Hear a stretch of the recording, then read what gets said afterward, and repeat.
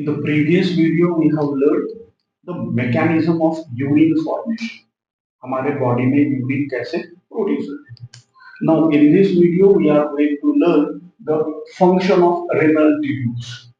Renal tubules urine बनाने में क्या काम करती है, कैसा रोल निभाती है, that is the discussion of this video. तो हमें पता है कि किडनी के अंदर nephron is the functional unit. And ये भी पता चला है कि नेफ्रॉन जो है उसके दो पार्ट्स है. First one is the glomerulus and second one is the renal tubule. And each renal tubule जिसका हमें फंक्शन लर्न करना है, फंक्शन ऑफ रेनल ट्यूब्यूल क्या है, तो कितने पार्ट्स हैं.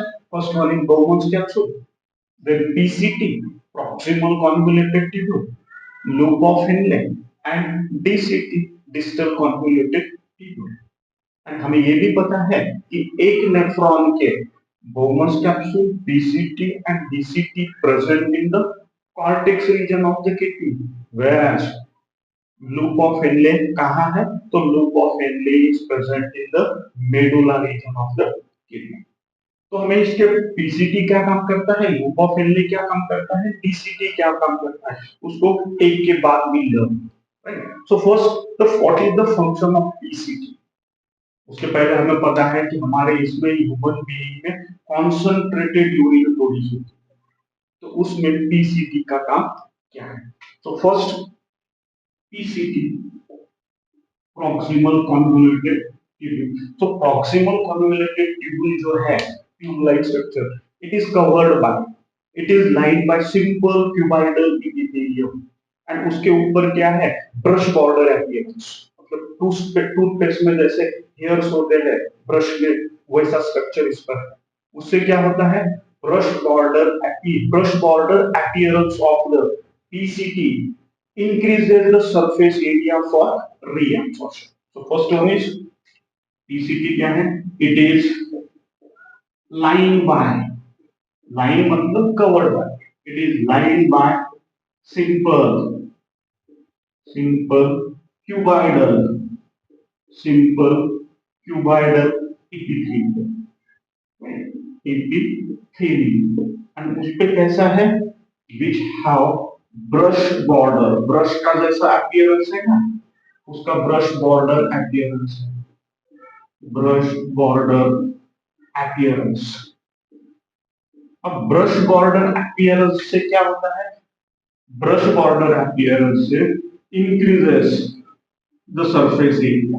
वहां का जो सरफेस एरिया है, increases the surface area for reabsorption. Reabsorption करने के लिए जो सरफेस एरिया लगता है वो इंक्रीज होता है, increase the surface area for reabsorption. तो वेरी क्लियर.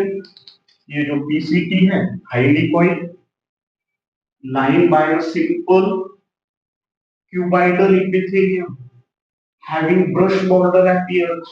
उससे क्या होता है, increases the surface area for reabsorption. Reabsorption हमें पता है, why there is a need of reabsorption. क्यों रीअब्सॉर्प्शन करना पड़ता है, क्योंकि जीएफआर ऑफ किडनी कितना है, 125 ml पर यूनिट. उस हिसाब से अगर जाएंगे तो कितना फिल्ट्रेट प्रोड्यूस होगा, 180 litres per day. 180 litres per day is difficult. So maximum filtrate should be reabsorb back into the blood. यहां से ब्लड जाता है, फिर यहां से आता है, उसे कहते हैं जीएफआर. तो इसलिए रीअब्सॉर्प्शन जरूरी है. रीअब्सॉर्प्शन के लिए अगर ज्यादा ही सरफेस एरिया मिलता है तो रीअब्सॉर्प्शन अच्छा और ज्यादा होगा. That is the end. So कैसा, it is like by simple cuboidal epithelium. ये वाला इस स्ट्रक्चर में निकालूंगा यहां. कैसा है, ऐसा tube like structure. It is lined by simple cuboidal epithelium. Epithelial cell है, ट्यूब के जैसे है. एंड उसके ऊपर क्या है, there is the presence of brush border epithelium. क्या है, like brush border epithelium. So पूरा tube line with simple cuboidal epithelium, brush border appearance. उससे क्या होगा, यहाँ से जो फिल्ट्रेट पास होगा तो रीअब्सॉर्प्शन मतलब इससे बाहर निकालने के लिए यूजफुल रहेगा, इसलिए उसका सरफेस एरिया निकलता है. अब देखो, ब्लड यहाँ से अंदर जाएगा एंड ब्लड में क्या होते हैं, एसेंशियल न्यूट्रिएंट्स होते हैं. ब्लड में क्या होते हैं, तो इलेक्ट्रोलाइट्स जैसे सोडियम क्लोराइड ये भी होते हैं. तो वो अगर ऐसे ही फिल्ट्रेट से पास होके यूरिन से निकल जाएंगे तो that is not good for our body, इसलिए दैट शुड बी रीअब्सॉर्ब। तो क्या होता है रीअब्सॉर्प्शन, तो कैसा कैसा रीअब्सॉर्प्शन होता है? First 100% reabsorption of R for reabsorption, 100% reabsorption of इसका एसेंशियल न्यूट्रिएंट्स, एसेंशियल न्यूट्रिएंट्स जो है उनका 100% रीअब्सॉर्प्शन होना चाहिए। कौन से? Glucose, amino acids, 100%। यहाँ अगर ग्लूकोज है तो दैट शुड बी रीअब्सॉर्ब, निकल जाना चाहिए। इसलिए first nutrients, arrow indicates the direction, यहाँ से फिल्ट्रेट रेनल ट्यूब से बाहर जा रहे हैं ब्लड में न्यूट्रिएंट्स। कौन से? Glucose and amino acid. कितना percent? 100%, 100% reabsorption of essential nutrients. कौन से? Glucose and amino acids. Second 70 to 80% reabsorption of electrolytes, इसका इलेक्ट्रोलाइट्स। कौन से electrolytes? Sodium, chloride, all that. तो दिस इज NaCl यहाँ से बाहर जा रहा है। And reabsorption of water, PCT में क्या होता है? तो मैक्सिमम रीअब्सॉर्प्शन। कैसा रीअब्सॉर्प्शन है in PCT? Maximum reabsorption, maximum reabsorption takes place in PCT as compared to others, right? उससे ज्यादा उसके बाद the PCT also plays an important role to maintain the pH and ionic balance of the body fluid। हमारे body में जो fluid है उसका pH and ionic balance, उसे हम कहते हैं ऑस्मोलैरिटी, वो मेंटेन करने का काम करती है। कैसे? By the selective secretion of, यहां से कॉर्टेक्स से, by the selective secretion of hydrogen ion, potassium ion and ammonia, cortex region से रेनल ट्यूब में चले जाते हैं, पीसीटी में चले जाते हैं। इसलिए they are responsible to maintain the pH and ionic balance of the body. तो कौन सा पॉइंट? मेंटेन, क्या मेंटेन करती है? Maintain pH and ionic balance, किसका? Maintain pH and ionic balance of the body fluid. हमारे बॉडी में जो फ्लूइड है उसका pH and ionic balance maintain करने का काम पीसीटी करती है। हाउ? By selective secretion. कैसा? Selective secretion. किसका सिक्रेशन करती है? तो selective secretion of hydrogen, potassium and ammonia. मैंने पहले ही कहा ये जो एरो दिखाई दे रहा है आपको, this arrow indicates the direction. Essential nutrient sodium chloride water renal tube से रिअब्सॉर्ब हो रहे, मतलब बाहर जा रहे। Selective secretion hydrogen, potassium, ammonia, मतलब रेनल ट्यूब के अंदर जा रहे, right? So that is the first PCT. इसके बाद which is the next part? The next part of the renal tube is loop of Henle. उसके बारे में will learn. So next part is the P, next part after PCT is loop of Henle, right? Loop of Henle, अब मैंने पहले कहा renal tube के Bowman's capsule, PCT, DCT, these are present in the cortex region of the kidney, whereas only one, that is the loop of Henle, is present in the medulla region of the kidney. and इसमें जो कुछ भी fluid होगा that is known as medullary interstitial fluid। इसे क्या कहेंगे? medullary interstitial fluid। इसको भी मिटाना। So next one is loop of Henle और Henle's loop। एंड हमें पता है उसके दो लिंक्स हैं। ये वाला लिंक goes down, उसे कहते हैं descending link। This link goes up, उसे कहते हैं असेंडिंग लिंक। अब ascending link and descending link में क्या काम करता है? कौन से फंक्शन है, राइट? तो फर्स्ट फंक्शन क्या है of loop of Henle? Minimum reabsorption होता है। मिनिमम reabsorption, मिनिमम reabsorption कहां पर? In ascending link, in ascending link क्या होता है? In ascending link of loop of Henle क्या होता है? तो मिनिमम रीअब्सॉर्प्शन होता है। कंपैरिजन करो, पीसीटी में क्या होता है? पीसीटी में क्या होता है? कंपेयर करो, पीसीटी में मैक्सिमम रीअब्सॉर्प्शन होता है, यहां पर मिनिमम रीअब्सॉर्प्शन होता है।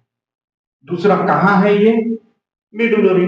So it is responsible to maintain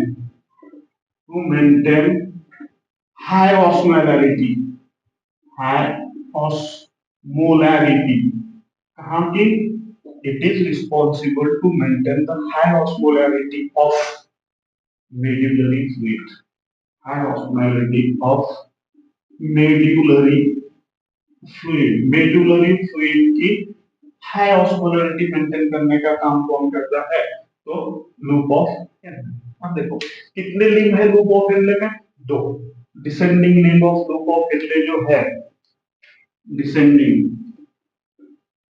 नीचे जाने वाला डिसेंडिंग लिंब जो है, descending limb is permeable to water, it is permeable to water but mostly impermeable to electrolytes.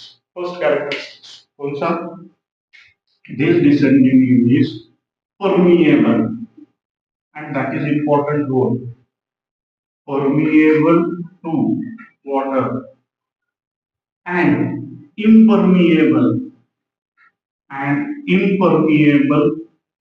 to electrolytes. इसको impermeable है, impermeable to electrolytes मतलब वाटर परमिएबल एंड इलेक्ट्रोलाइट नहीं निकाल सकते हैं, राइट? इसलिए जो डिसेंडिंग लिंब से फिल्ट्रेट मूव होता है down, that becomes the diluted. therefore filtrate ascending limbs, sorry, descending limb of tube of Henle से जो filtrate moves to down, filtrate moves down कैसा होगा? filtrate moves down become diluted, कैसा होता है? diluted, right? So very clear.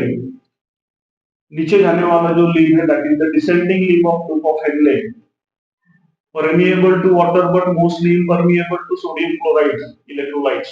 उससे क्या होता है? The filtrate which moves down become diluted. तो second one is ascending. उसके बाद क्या है? तो ascending. उसके बाद ascending. Ascending link.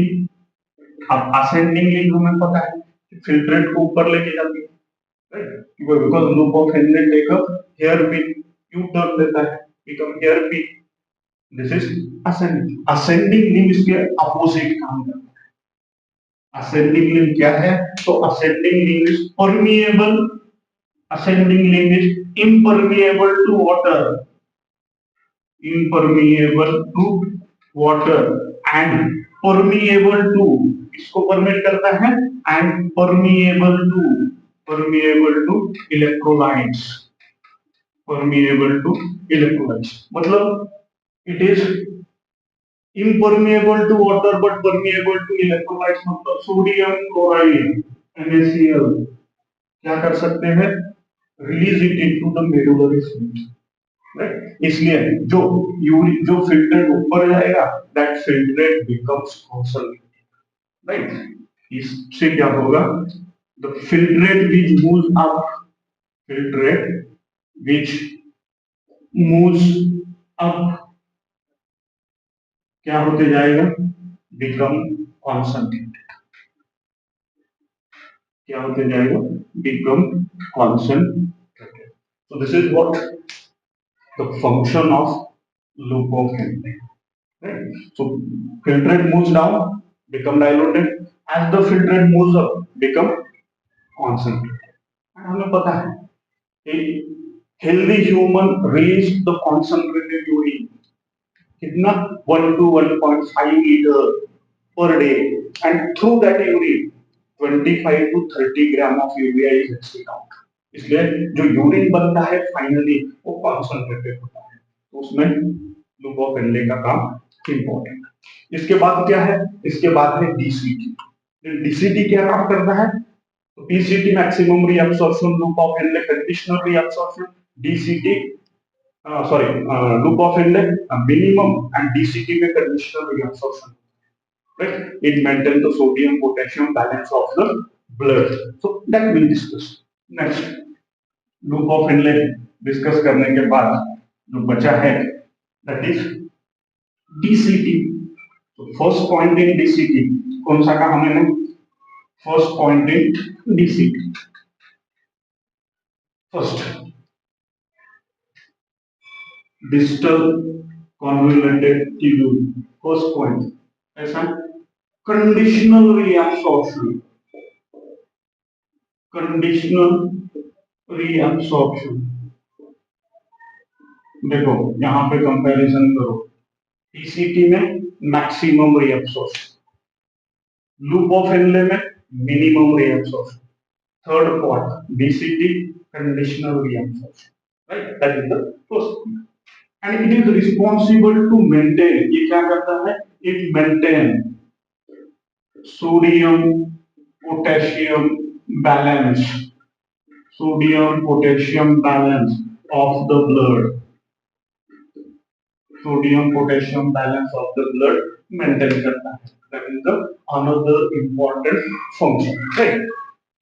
अब कैसे मेंटेन करता है, तो यहां जैसे सिलेक्टिव सिक्रेशन होती है, राइट? यहां जैसे सिलेक्टिव सिक्रेशन होती है, तो यहां पर भी selective secretion of ammonia, potassium and hydrogen tube के अंदर जाती है, एंड इट मेंटेन, क्या मेंटेन करता है, it maintain the sodium potassium balance of the blood, right? So this is only conditional reabsorption. Conditional reabsorption मतलब कि अगर फिल्ट्रेट में वाटर ज्यादा है तो वाटर को रीअब्सॉर्ब करेगा, राइट? सो वाटर अगर ज्यादा है तो वाटर को रीअब्सॉर्ब करेगा है, तो एंड इसलिए कहते हैं कंडीशनल रीअब्सॉर्प्शन। अगर सोडियम ज्यादा है तो निकल देगा, इसलिए कहते हैं conditional reabsorption of water and sodium.